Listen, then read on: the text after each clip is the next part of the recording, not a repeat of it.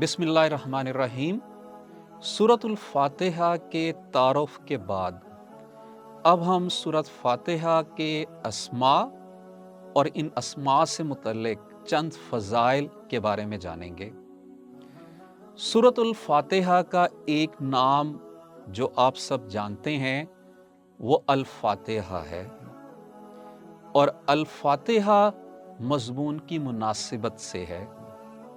फातिहा उस चीज़ को कहते हैं जिससे किसी मज़मून या किताब या किसी शाये का इफ्तिताह हो।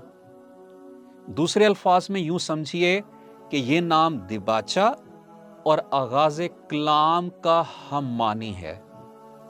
इसीलिए इस सूरत को सूरतुल फातिहा, फातिहतुल किताब या फातिहतुल कुरआन भी कहते हैं।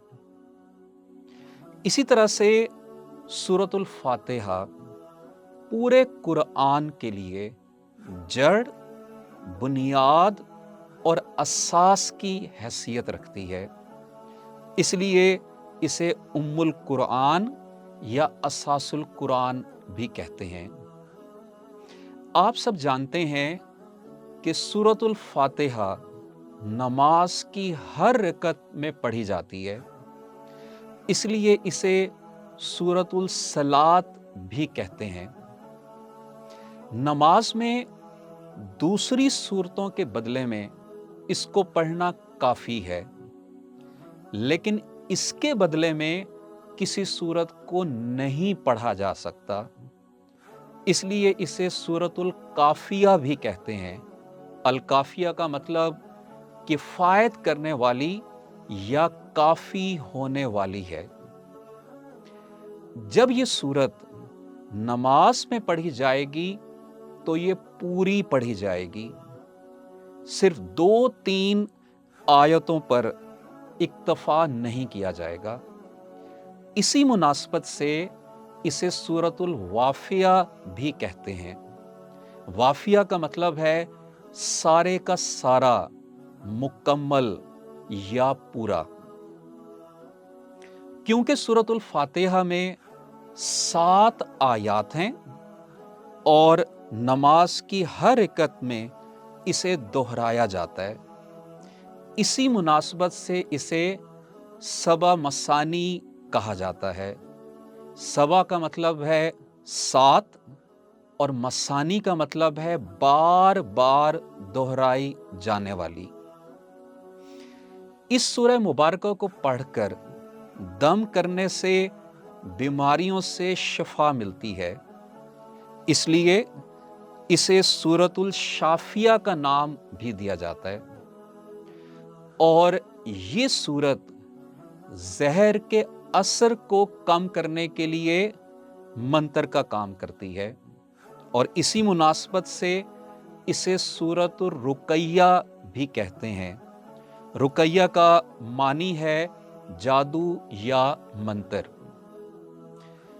सूरतुल फातिहा में कारी एक हिस्से में अल्लाह ताला की हम्दो सना बयान करता है, इसीलिए इसे सूरतुल हम्द भी कहते हैं। और दूसरे हिस्से में बंदे की अपने रब से दुआएं या मनाजात हैं कि अल्लाह उसे हिदायत दे, अल्लाह उसे सिराते मुस्तकीम पर चलाए। इसी मुनासबत से इसे सूरतुल दुआ, सूरतुल मनाजात या सूरतुल मनाजा भी कहते हैं।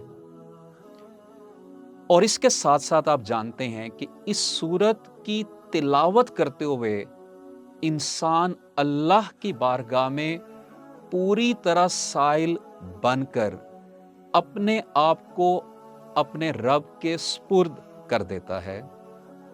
तो इसीलिए इसे सूरतुल सवाल या सूरतुल तफवीज़ भी कहते हैं।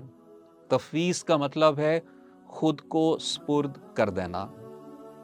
और आखिर में सूरतुल फातिहा कुरान की दौलत का एक खजाना है।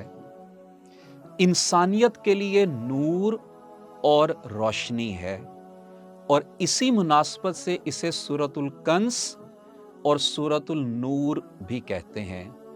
کنز کا لفظ قرآن مجید میں خزانہ کے معنی میں آیا ہے۔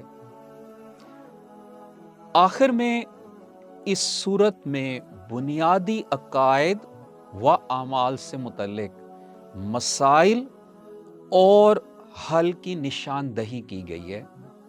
اسی لیے اس سورہ مبارکہ کو تعلیم المسئلہ کا نام بھی دیا جاتا ہے۔